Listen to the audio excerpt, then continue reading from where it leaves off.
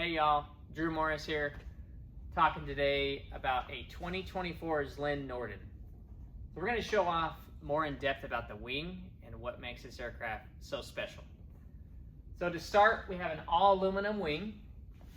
This is great for form drag, for skin friction, allows the aircraft to achieve higher speed than if it was fabric covered. It also gives you a little bit more resiliency when you leave it outside. But we want to showcase how streamlined this airfoil is right now in its clean state. And we're going to show you what the designer Pasquale calls metamorphosis. Turn the master on, simple click of a button. In 3 seconds, leading edge slats are deployed. These are aluminum. There are 2 sections of the leading edge slats per wing. You can see right here where the dividing line is. You have 1 on this side, 1 on this side, and 2 on the other side. These slats are electrically actuated. They deploy in about 3 seconds. They add 12% more wing area. The entire system weighs about 20 pounds, and it's all interconnected into one servo motor. So slats, what are they? Why are they so important? Well, for starters, just look at the way the slats change the camber of the airfoil. Now, the benefit of changing the camber of the airfoil is that your coefficient of lift is increased. Now, with these slats, because they can extend so far forward and below the leading edge of the airfoil, they can have such an effect as to increase the coefficient of lift by up to 60% on the airfoil.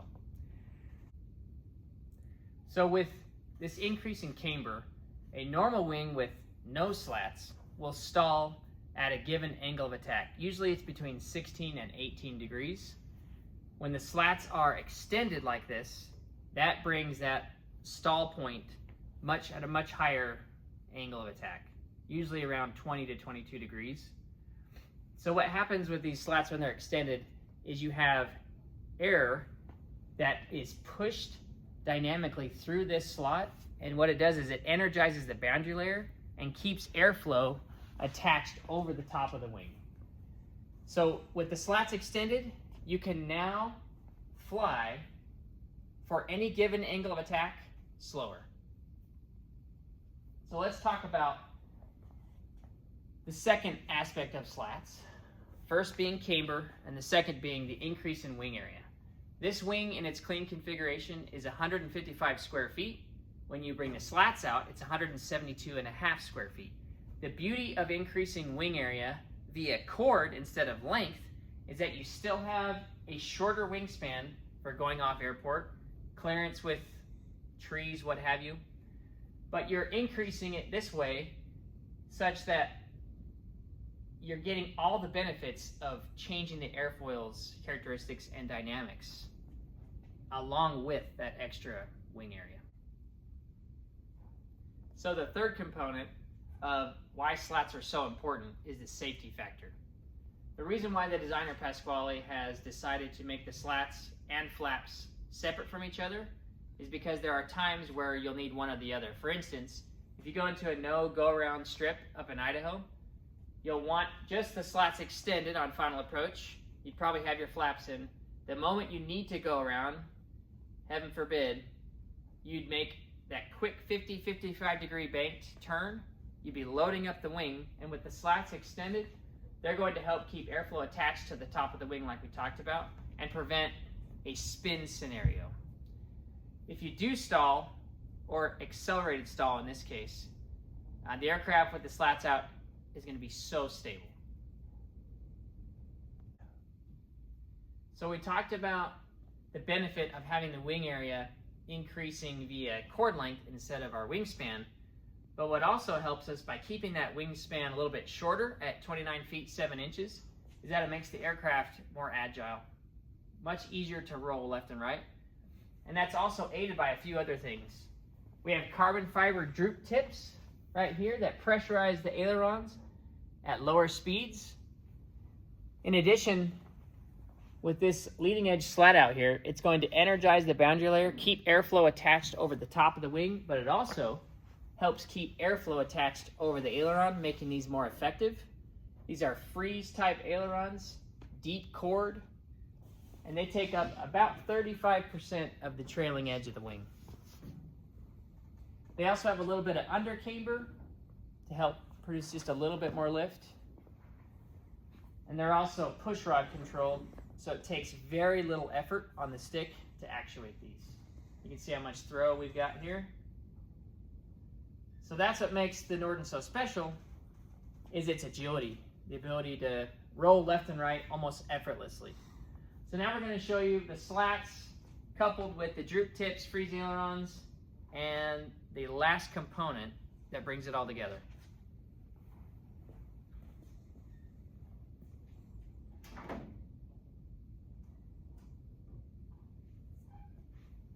Massive double slotted flaps.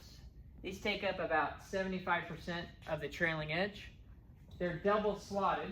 You can see the slots clearly here, one up here, one down here. And these slots that are fixed within the flaps, these do a similar thing that the electric retractable slats do. They energize the boundary layer and they keep airflow attached. So in totality, when the wing is in its dirty configuration, you're able to fly for any given angle of attack at a slower airspeed with much better visibility.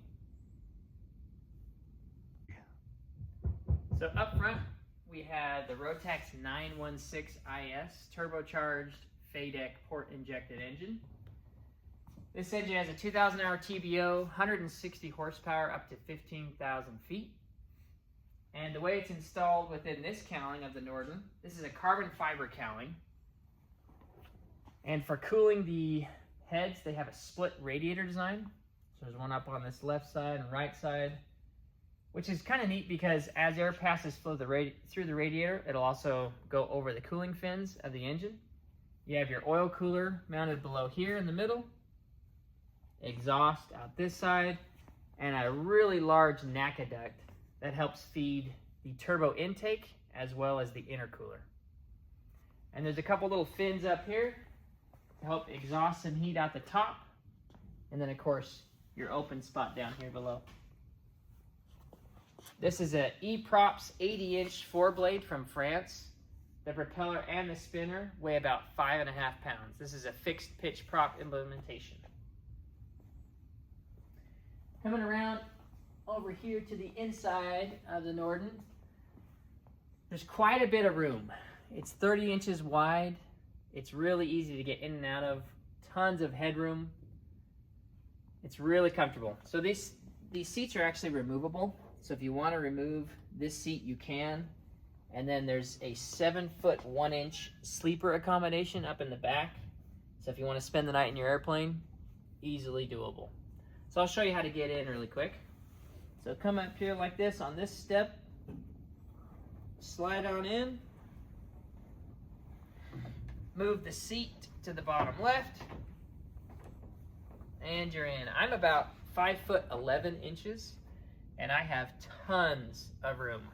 Not only for my knees, for my head, but shoulder width. It's just really roomy cabin inside. Up front, something very similar. Lots of room. Shoulder width, room for the knees, room for my head. This is probably the most distance I've ever had in a tail wheel, hitting your cross members. And then if you look up front right here, you can see that you can actually put your legs in between the rudder pedals and extend out for long cross-country flights. And then coming back to the stick right here, probably the most unique aspect is the moment you move the stick left and right, you realize how light those breakout forces are with your push rod controls. This is the engine pod. This thing is designed for visibility's sake. It's also modular, so you can remove these really easily. And also has some vibration dampening properties to it as well. Gives really good peripheral vision off your left and right to help you when landing off airport.